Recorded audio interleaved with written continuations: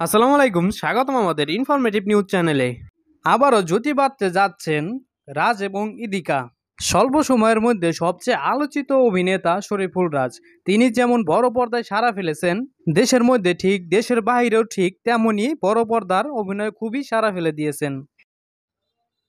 এর আগে হাসিবুল রেজা কল্লোলের পরিচালনায় কবি নামের একটি সিনেমায় জুটি বেঁধে অভিনয় করেন বাংলাদেশের নায়ক শরীফুল রাজ ও কলকাতার ইদিকা পাল।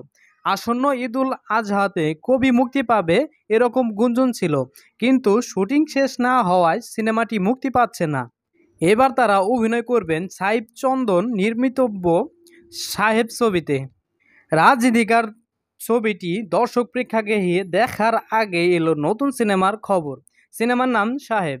ছবিটির প্রযোজনায় আরশাদ আদনান এবং তার জন্মদিনে জানালেন সাহেব সিনেমায় থাকছেন শরীফুল রাজ আর নায়িকা থাকবেন ইদিকা পাল।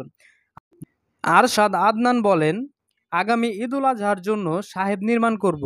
সাইফ চন্দন পরিচালিত করবে সিনেমাটি, আর সিনেমাটির অ্যাডভাইজার করবে হিমেল আশরাফ। ইতিমধ্যেই দুটি শিল্পীর সঙ্গে কথাবার্তা চূড়ান্ত।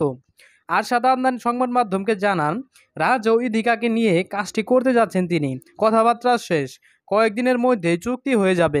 তিনি বলেন, রাজ ও ইদিকা সিনেমার গল্প সহ শুটিং পরিকল্পনা সম্পর্কে শুনেছেন, তারা সব কিছুই পছন্দ করেছেন।